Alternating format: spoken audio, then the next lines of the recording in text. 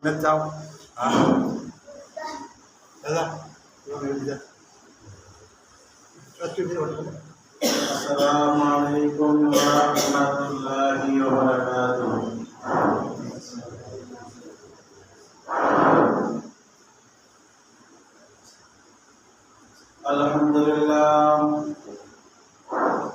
আলহামদুলিল্লাহ নাহমাদুহু ওয়া নাস্তাঈনুহু ওয়া নাস্তাগফিরুহু ওয়া নাউযু বিল্লাহি মিন শুরুরি আনফুসিনা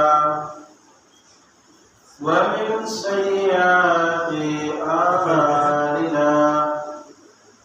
মান ইয়াহদিহিল্লাহু ফালা মুদিল্লা লাহু ওয়া মান يضلله فلا هادي له وأشهد أن لا إله إلا الله وحده لا شريك له وأشهد أن محمدا عبده ورسوله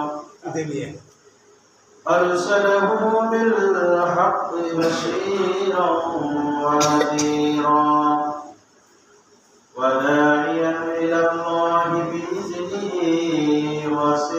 وسراجا منيرا.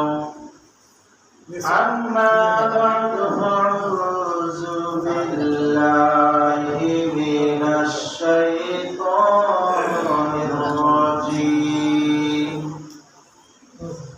بسم الله الرحمن الرحيم. إن الذين آمنوا وعملوا الصالحات وأقاموا الصلاة وآتوا الزكاة لهم أجرهم عند ربهم ولا خوف عليهم ولا هم يحزنون.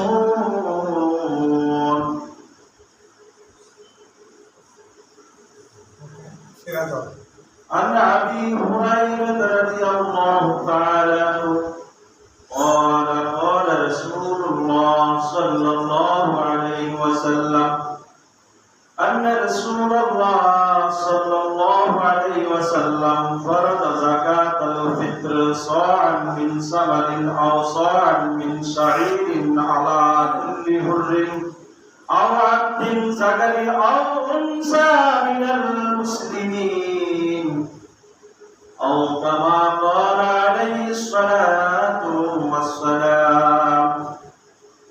إن الله وملائكته يصلون على النبي يا أيها الذين آمنوا صلوا عليه وسلموا تسليما. اللهم صل على سيدنا مولانا محمد وعلى آل سيدنا مولانا محمد. اللهم برحمتك صل على سيدنا مولانا محمد وعلى آل سيدنا مولانا محمد. লাখ কোটি সালাম জানাই আমার জিন্দা নবীর কদমে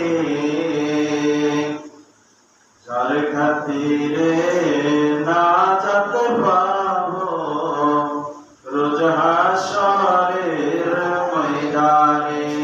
আল্লাহুম্মা সাল্লি আলা সাইয়্যিদিনা মাওলানা মুহাম্মদ ওয়া আলা আলি সাইয়্যিদিনা মাওলানা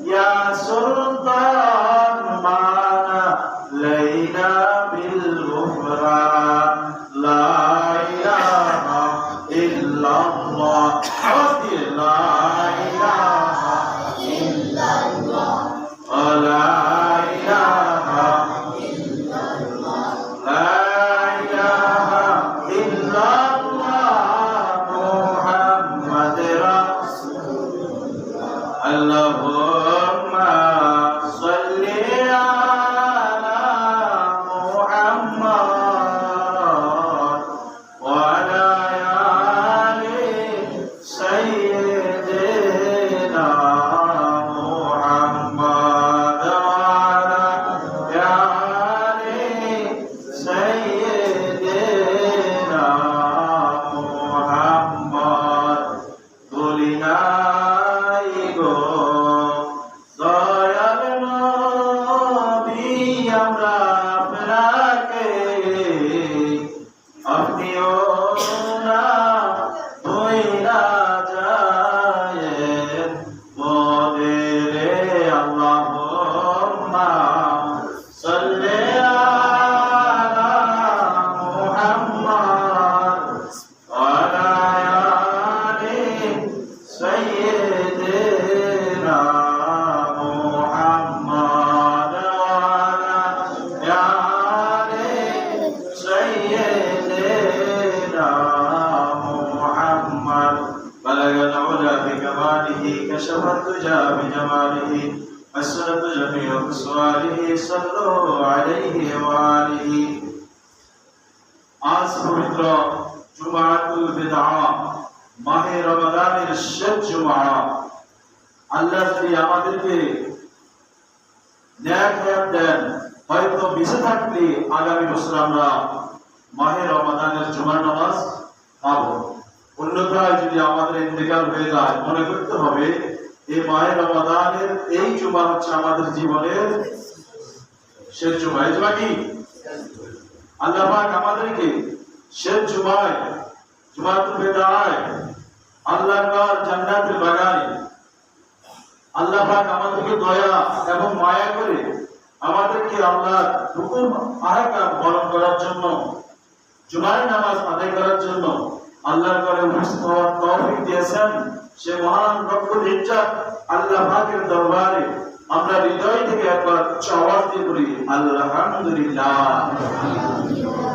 লক্ষ কোটি সালাম আমার আপনার নবী যিনি নবীদের নবী রহমতুল লিল আলামিন নূরুন আলা নূর হুজুর আকরাম সাল্লাল্লাহু আলাইহি ওয়াসাল্লামের প্রতি একবার আমরা দুরূদ শরীফ আদায় করি সাল্লাল্লাহু আলাইহি ওয়াসাল্লাম আজকে মাহে রমাদানের আমরা শেষ লগ্নে চলে এসেছি হয়তো আজকে 27তম রোজা 28 29 যদি পরিপূর্ণ হয় তাহলে আর 3টি রোজা আমরা পাবো আর যদি একটি কম হয় মাত্র আজকে দিন বাদ দিয়ে আমরা 2টি পাবো এই জুমা একটি ফজিলতপূর্ণ এটা এত ফজিলতপূর্ণ যে আল্লাহ পাক রব্বুল আলামিন এই জুমার ব্যাপারে আল্লাহ পাক কুরআন নাজিল কুরআনের সূরা নাজিল করে দিয়েছেন সূরাতুল জুমআ বলেন সুবহানাল্লাহ তাহলে একদিকে জুমার দিন উত্তম দিন অন্যদিকে মাহে রমাদান আমরা পেয়েছি তাহলে আমরা কতটা ভাগ্যবান আবার নাজাতের শেষ লগ্নে আমরা পৌঁছে গেলাম লাইলাতুল কদর আমাদের মাঝে শেষ পর্যায়ে গতকালকে লাইলাতুল কদর গেছে আল্লাহ পাক রব্বুল আলামিন আমাদেরকে আমরা মুসলমান আমরা সবাই কি মুসলমানদের উপর আল্লাহ পাক 5টি বিষয় 5টি স্তম্ভ আমাদেরকে ঘোষণা দিয়েছেন আল্লাহ পাক সেই 5টির ভিতরে আমরা সবাই জানি তো ইনশাআল্লাহ সেই বিষয়গুলো হচ্ছে আমরা এক নম্বরে কালেমা পড়ি মুসলমান হওয়ার আগে কি পড়ি কালেমা পড়ি কালেমা নামাজ হজ যাকাত সিয়াম রোজা তাহলে আল্লাহ পাক রব্বুল আলামিন যাকাতের বিষয়ে আল্লাহ পাক রব্বুল আলামিন আমাদেরকে তাগিদ দিয়েছেন ফিতরা সাদাকাতুল ফিতরার বিষয়ে হুজুর পাক সাল্লাল্লাহু আলাইহি ওয়াসাল্লাম আমাদের উপর সাদাকাতুল ফিতর ফরজ করে দিয়েছেন বলেন সুবহানাল্লাহ আমরা আজকে দুটি বিষয়ে ইঙ্গিত দিব আপনাদেরকে যেহেতু মাহে রমজান শেষ লগ্নে অনেকে যাকাতের টাকা কিন্তু দেন নাই যাকাতের বিষয়ে সংক্ষিপ্ত আমরা আলোচনা করব আগে জুমায় আমরা আলোচনা করেছি আজকে আমরা বিশেষ করে সাদাকাতুল ফিতর যেটা আমাদের জন্য আমরা যারা স্বাধীন ব্যক্তি দাস দাসী নর নারী বালক এবং ছোট্ট শিশু যে সেও সদকাতুল ফিতর তার পক্ষ থেকে আদায় করতে হয়। এবার আমরা যাকাতের বিষয়ে কোরআনে আল্লাহ পাক রব্বুল আলামিন সূরাতুল বাকারা, সবচেয়ে বড় সূরার নাম কি? সূরাতুল বাকারা। সূরা বাকারার 277 নম্বর আয়াতে আল্লাহ পাক রব্বুল আলামিন ইরশাদ করেন, আমার সাথে বলুন বিসমিল্লাহির রাহমানির রাহিম।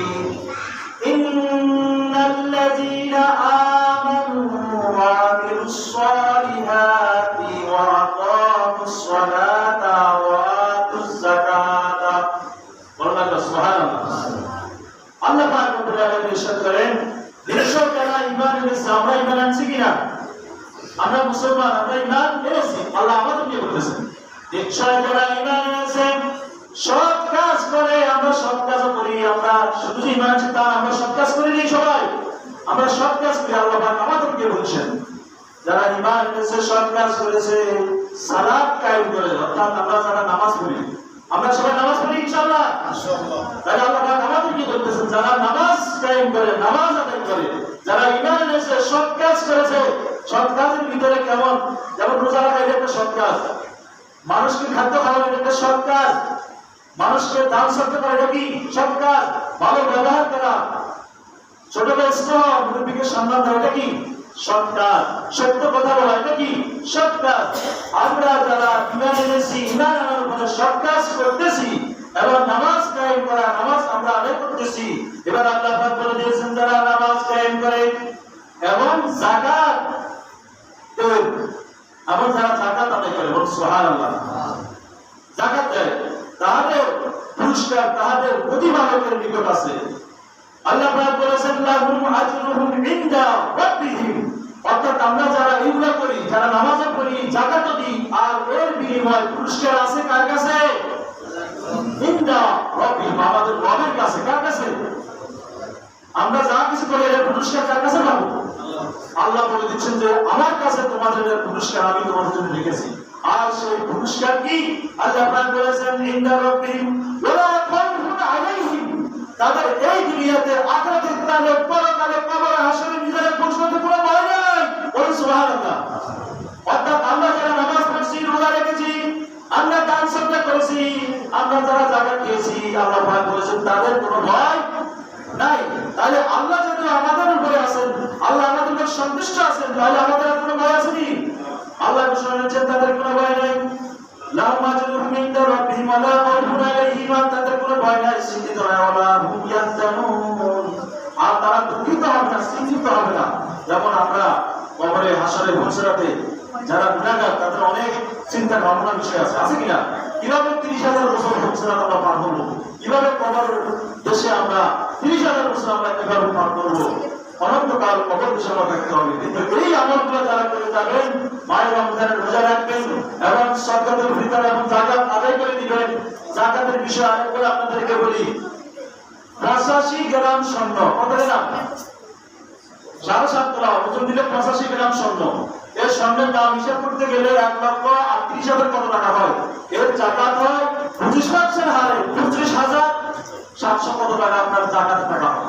অর্থাৎ কারো কারো যদি 85 গ্রাম স্বর্ণ থাকে, কোন মহিলার কাছে যদি সে 85 গ্রাম স্বর্ণ তার কাছে পুরো বছর অতিবাহিত হয়ে গেছে, তাহলে তাকে ওই 25 থেকে 26,000 টাকা আল্লাহর কাছে তাকে যাকাত দিতে হবে। সুবহানাল্লাহ। আর রূপার ওজন হলো 595 গ্রাম, অর্থাৎ আমরা যাকে হাফ কেজি বলি, কত কেজি বলি? এটা হচ্ছে অক্ষর টাকা যাকাত দিতে হবে। আর যাকাত কাকে দিতে হবে? স্বাধীন ব্যক্তি যার পুরো 1 বছরের সমস্ত খরচ, যাবতীয় ভরণ পোষণ, জামা কাপড় সমস্ত কিছু দেওয়ার পরও তার ব্যাংক বিলিজে অথবা তার অবশিষ্ট টাকা 1 বছর ভরে আছে। নিসাব পরিমাণ সম্পদ, নিসাব হচ্ছে 7.5 তোলা স্বর্ণ, 52.5 তোলা রূপা, এর বাজারজাত মূল্য হারে আমাদেরকে শতকরা 2.5 টাকা, শতকরা কত টাকা? 2.5 টাকা হারে আমাদেরকে যাকাত দিতে হবে।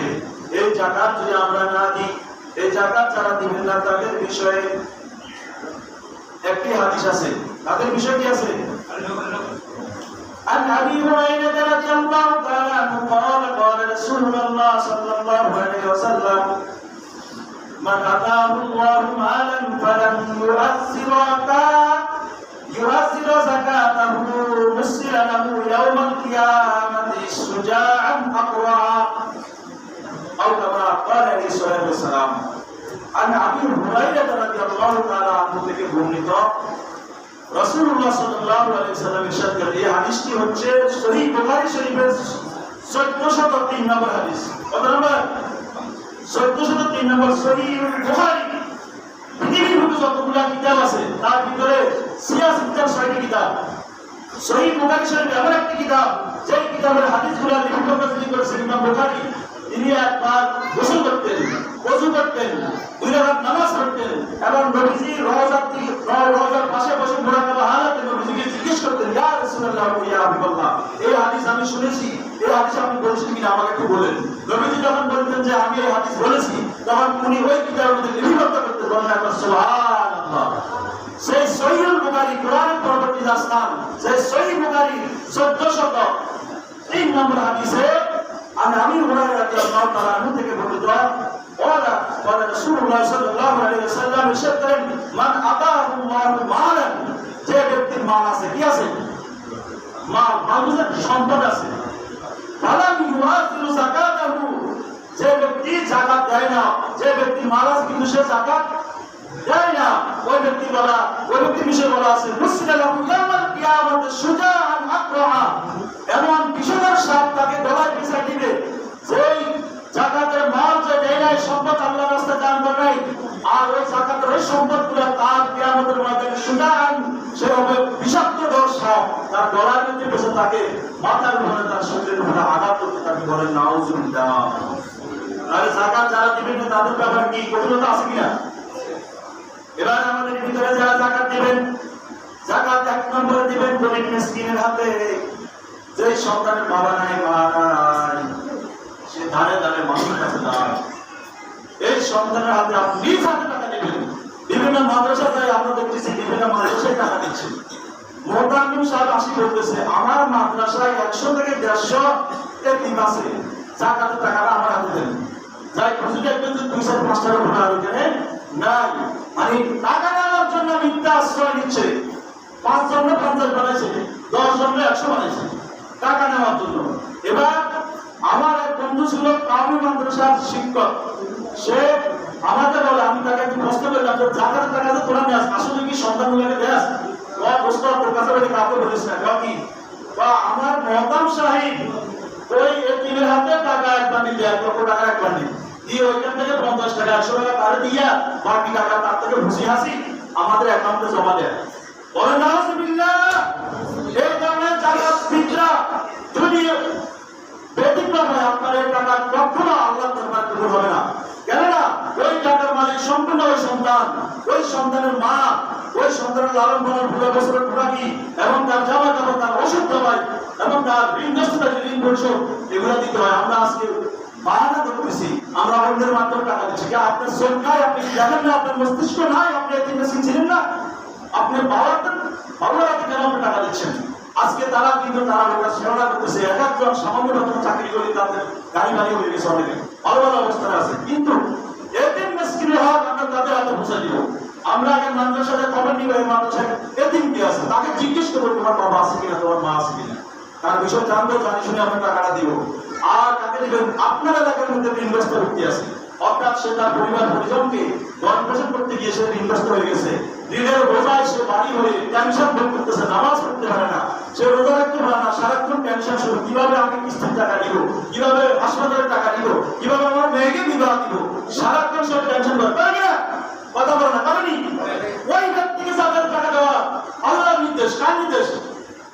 আমার ভাই প্রতিবেশী সে ঋণগ্রস্ত আছে, সে অভাবগ্রস্ত আছে, তাকে টাকা দিবেন। তার ঘর নাই, তার ঘরের ব্যবস্থা করে দেন, তার ঘরের জামা নাই, তার জামার ব্যবস্থা করে দিবেন। আল্লাহ পাক এই সমস্ত ক্ষেত্রে যাকাত দেওয়ার জন্য বলেছেন, মুসাফির ব্যক্তিকে দেওয়ার জন্য বলেছেন, এবং যে ব্যক্তি যাকাত আদায় করে ওই ব্যক্তিকে দেওয়ার জন্য আল্লাহ পাক বলেছেন। আটটি ক্ষেত্রে যাকাত দেওয়ার জন্য বলেছেন। কোথাও নাই যে মাদ্রাসায় যাকাত দেওয়া, কোথাও নাই যে মসজিদে যাকাত দেওয়া। আমার কথা বুঝতে পারছেন? বাংলা কথা। এবার আসেন যাকাতের ভালো শেষ, এবার আসেন সদকাতুল ফিতর। সদকাতুল ফিতরের ব্যাপারে